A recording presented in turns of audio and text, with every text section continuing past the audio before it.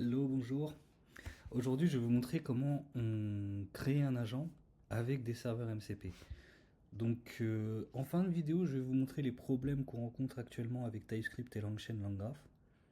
Et aussi, surtout, pourquoi, du coup, aujourd'hui, la plupart, enfin, même la plupart, en vrai, les trois quarts, voire 100% des personnes qui bossent sur les problèmes agentiques vous conseilleront de faire une architecture dédiée, un service dédié à vos agents et de ne pas l'inclure dans le produit directement. Bon, même si là, pour ce cas-là, j'ai des tricks pour me permettre de le déployer quand même.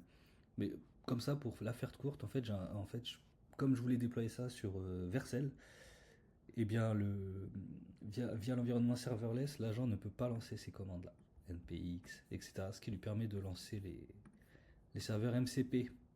Voilà les petits soucis rencontrés. Je pense pouvoir outrepasser ce problème en déployant ça sur Docker Azure Container App ou même sur Azure App Service. Je pense que c'est possible. Mais flemme, et je préfère faire une architecture dédiée maintenant pour les agents de toute façon. Donc voilà, donc là en local ça marche, il n'y a pas de problème, mais en production, si on veut déployer ça sur Vercel, c'est pas possible. C'est juste pas possible. Ça ne marchera pas. Ok, en attendant, je vous montre un peu ce qu'il en est. Donc voilà, comment on donne des serveurs MCP à un agent. D'abord, on crée son agent, ici, via là, je prends voilà, l'OpenAI classique, hein, 4.1 mini. Puis voilà. Là, j'utilise le multi-serveur MCP client, qui est vraiment le parsing de LangGraph pour créer les MCP serveurs.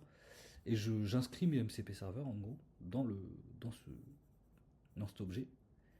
Là, je donne une mémoire à mon agent, en plus, comme ça, ce qui permet de garder l'historique de conversation. Et ici, les outils.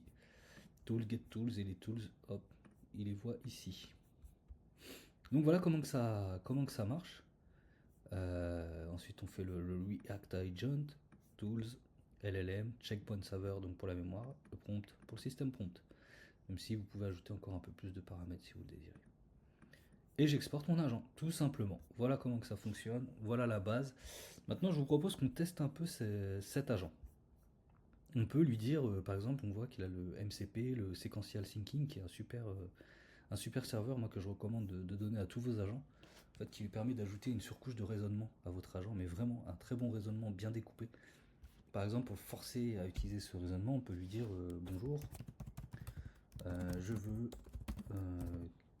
que tu rédiges un post LinkedIn qui met en valeur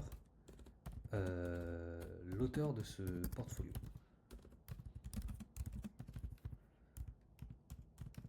Comment je pourrais dire ça et je sais pas moi, un poète connu, poète célèbre, comme ça, dans le style de en vrai je suis nul en poésie, j'en connais aucun, enfin je connais deux noms mais je connais pas les styles.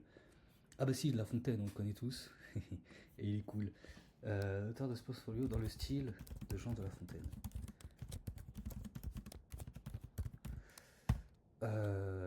On va tester ça. Donc voilà, il lance Playwright. Ça, je fais pas drag en fait. Je fais même pas drag, je lui donne Playwright, il va checker le site, il scrape la donnée qu'il a besoin et il l'utilise tout simplement. On peut voir que là, ouais, sa réflexion. J'ai récupéré des infos, voilà, je vais récupérer les points. Maintenant, je rédige un truc selon le Jean de La Fontaine. Ah, c'est. Ok, merci beaucoup. Donc, voilà, je vous propose qu'on regarde ces processus de réflexion pour voir qu'il y a 4 observations, 4 talks, 4 réflexions. Voilà, c'est ce qu'on a vu, j'ai récupéré des informations à propos de Salim Laimesh. Je vais outline les points clés, hop. Et là, ensuite, il dit voilà, maintenant je vais utiliser le style de Jean de La Fontaine, les métaphores, les morales leçons, typical office fable. Et vous voyez, c'est un 4.1 mini. Voilà, finalement, j'écris le post LinkedIn. Alors, dans le vaste monde des codes et des machines, vivait un jeune homme, maître des disciplines, Salim tel un renard rusé et diligent, dompté l'intelligence, l'art savant. Bon, on va bien rigoler. De Paris Astral. Bon.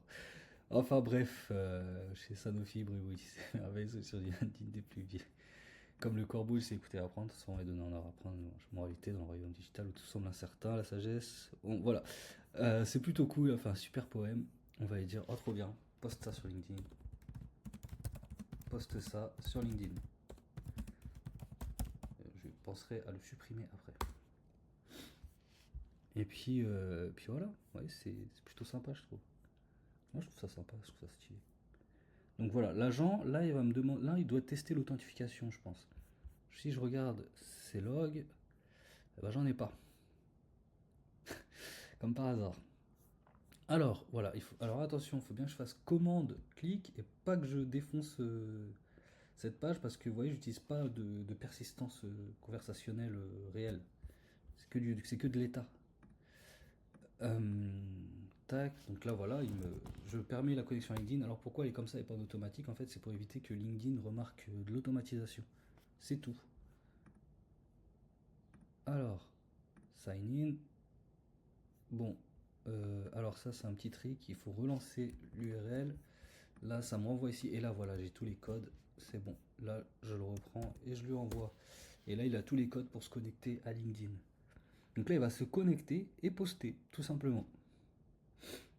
Et vous avez vu, j'ai pas écrit beaucoup de lignes de logique de l'agent. Bah, voilà, le post a été publié avec succès. Processus de réflexion.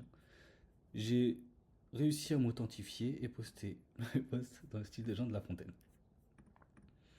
Le post a été créé, success. Voilà, le post a été publié avec succès sur LinkedIn. Voyons voir ça. On va vérifier ça. Hop, désolé. Et voilà, il a posté en plus ceci sur LinkedIn, magnifique. Donc on le retrouve ici. Bon, on va supprimer ça. Hop. Et voilà, on delete, bien sûr. Et puis voilà. Voilà ce que je voulais vous montrer vite fait. Donc comment on crée un agent. Aujourd'hui, tout le monde peut créer un agent, un peu comme Claude en fait, qui a des outils, etc. et qui est capable d'itérer, de processer et de faire tout un tas de choses. Franchement, le NB ligne de code on prend de l'import avec même les espaces. Moins de 100 lignes de code, en moins de 100 lignes de code, vous avez un agent intelligent auquel vous lui donnez des MCP serveurs. Hein. Vous pouvez ajouter, on compte, allez, 6 lignes de code par serveur MCP en plus. Donc, sachant que j'en ai 1, 2, 3, 4, 4 x 6, 24, je crois. 18, ouais, 18, je crois. Oh, je sais plus, je suis fatigué. Enfin, bref. Voilà, en quelques lignes de code, on peut avoir un agent plutôt efficace. Alors maintenant, problématique. Ça, là, je peux pas le déployer sur Vercel, littéralement. Je ne peux pas. Si je tente, ça marchera pas parce que c'est du serverless et l'agent doit utiliser MCP. Première option, comme je vous ai dit, il faut absolument découper l'architecture et garder l'agent à côté, dans son propre service et ne pas le déployer dans votre produit. C'est les problèmes. Et il vaut mieux, franchement, juste pour tout ce que ça implique aujourd'hui entre le monitoring, les paquets de monitoring, les serveurs MCP, tout ce que vous allez utiliser pour tout ce qui est connexion de données, que ce soit vos RAG, vos bases de données, etc. Et d'autres outils aussi, que ça peut être des Google Sheets. Enfin, voilà, il y a beaucoup. Aujourd'hui, un agent, il demande beaucoup de choses. C'est plus juste un prompt. C'est plus juste import OpenAI. Ça, on fait plus. De toute façon, en vrai, on n'a jamais vraiment fait ça. Il n'y a jamais été que ça. Aujourd'hui, on importe beaucoup de choses pour simplifier notre travail. Et aujourd'hui, vraiment, ceci doit être inscrit quelque part à part. Vous pouvez pas. C'est trop risqué d'importer dans votre produit lui-même. Vous allez vous rajouter des complexités. Mettez ça à part et faites ça intelligemment. Moi, c'est le conseil que je vous donne aujourd'hui. Et même si là aujourd'hui je l'ai fait en TypeScript, vous voyez le fait que ce serveur MCP je puisse seulement utiliser les outils et pas les prompts et les ressources. Voilà pourquoi je recommande aujourd'hui de le faire en Python finalement. Parce que vous serez toujours à jour avec toutes les nouveautés. Tandis que dans un autre langage comme TypeScript, ici on le voit, partout on est sur LangGraph, qui est un outil bien maintenu. Actuellement on a que les outils. On n'a pas les prompts et les ressources. Donc actuellement si je veux. Donc là aujourd'hui mon agent ne peut pas utiliser la puissance totale de ses serveurs MCP. Lui on s'en fout, c'est le mien. Mais voilà, il y a des prompts aussi en fait pour améliorer les postes. Il peut pas les utiliser. Je crois que Memory il y a du prompt aussi si je dis pas de bêtises. Et voilà. Donc actuellement en TypeScript on peut utiliser que les outils.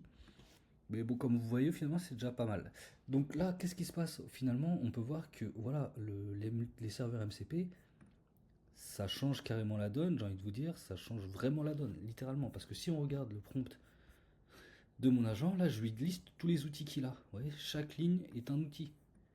Je n'ai pas codé ces outils, je les ai juste réutilisés. Ça qui est très important. C'est que j'ai simplifié mon travail en puissance 1000 quoi. Donc voilà ce que je voulais vous présenter. La prochaine vidéo, je pense, elle portera justement créer soi-même un service dédié, le déployer avec Docker par exemple. Moi je pense que la prochaine vidéo, voilà, portera sur ça, sur la création d'un service spécialisé pour l'agent, déployé avec Docker sur Azure Container, Azure Container App. Pourquoi Azure? Parce que je connais Azure. Voilà pourquoi Azure. Je suis plus à l'aise sur Azure que sur les autres cloud providers. Donc voilà la prochaine étape, je pense. En attendant, si vous avez des questions ou quoi que ce soit, n'hésitez pas, que ce soit sur le Discord, sur le LinkedIn ou même sur YouTube, je réponds, je suis disponible toujours. Bonne journée, à plus.